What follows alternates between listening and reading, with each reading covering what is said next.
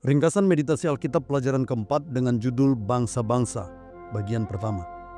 Allah memilih keturunan dari bangsa Israel untuk menggenapi janjinya pada Adam, Nuh, Abraham, Ishak, dan Yakub, bukan pada bangsa-bangsa lain.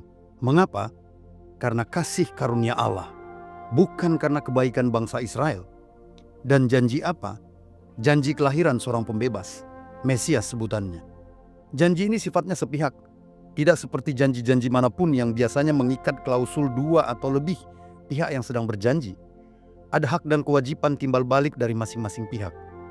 Tapi janji ini, kewajibannya hanya dari pihak Allah. Tidak ada kewajiban dari pihak yang dijanjikan kepada Adam, Nuh, Abraham, Ishak, dan Yakub. Mereka hanya diminta percaya sepenuhnya bahwa Tuhan pasti akan menggenapi janjinya itu, cepat atau lambat. Jika mereka memang benar-benar percaya, maka percaya mereka itu akan bekerja di dalam kehidupan mereka. Percaya itu akan membuat hidup mereka eksis sampai keturunan yang dijanjikan Allah itu lahir, yaitu Mesias Sang Penebus. Singkatnya, kepercayaan mereka sanggup menjaga mereka agar tidak punah. Sebab banyak bukti ada puak kaum, suku, dan bangsa yang telah punah di muka bumi. Kepunahan mereka disebabkan banyak faktor, seperti bencana alam, peperangan, kecelakaan, pembunuhan, penyakit sampar, kejahatan moral, dan lain-lain. Nah, untuk mengantisipasi inilah Allah menyatakan supaya tetap percaya pada janjinya sepenuhnya. Pola janji itu selalu sama, yaitu janji sepihak yang tidak membutuhkan kewajiban timbal balik dari manusia yang menerima janji itu. Begitulah pola yang ditentukan dalam catatan Alkitab, mulai dari janji yang disampaikan kepada Adam, Nuh, Abraham, Ishak, hingga Yakub. Namun, ketika keturunan Yakub telah menjadi bangsa yang sangat besar dari anak-anaknya, ke-12 suku-suku Israel, ada satu masa Tuhan menyampaikan janji yang polanya berbeda dari sebelumnya. Itu terjadi waktu bangsa Israel diperbudak di tanah Mesir. Suatu kali Tuhan mengulangi janjinya kepada Israel melalui Musa. Tuhan tidak hanya berjanji tentang keturunan yang akan jadi Mesias atau penebus itu, tapi juga janji untuk melepaskan mereka dari perbudakan di Mesir, mengangkat jadi umat pilihannya, dan memberi negeri perjanjian kepada mereka. Bacalah Keluaran 6 ayat 8. Namun sangat ironis, dengan janji manis Tuhan itu, justru bangsa Israel menolak. Sulit sebetulnya menerima kenyataan ketika bangsa itu menolak kabar baik tentang janji Allah itu. Bacalah Keluaran 6 ayat 9.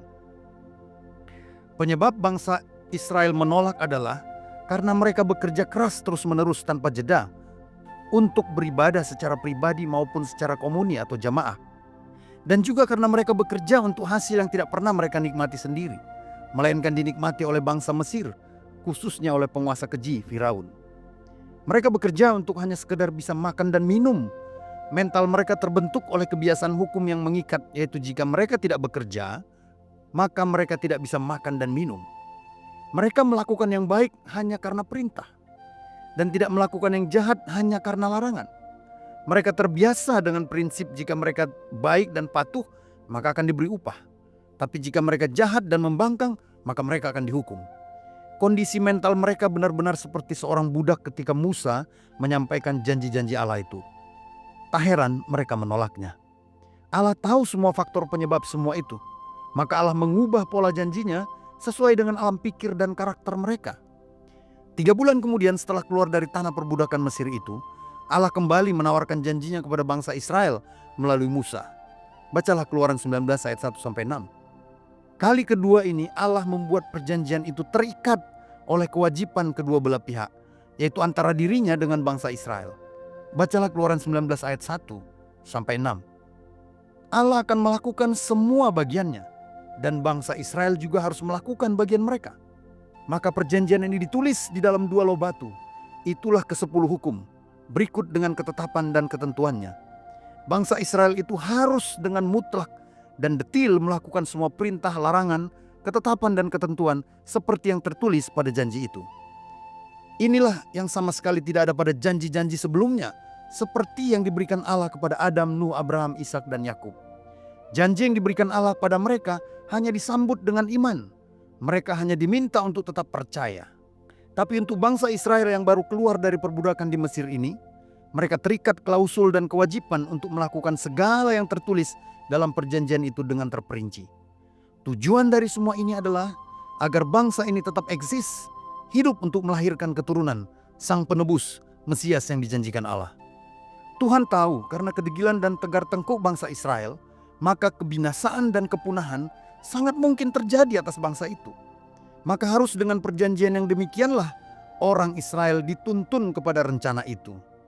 Itulah sebabnya Allah memberikan hukum Taurat kepada mereka sampai batas waktu yang ditentukan, yaitu sampai kelahiran Sang Penebus, Mesias yang dijanjikan itu mengakhiri tugasnya.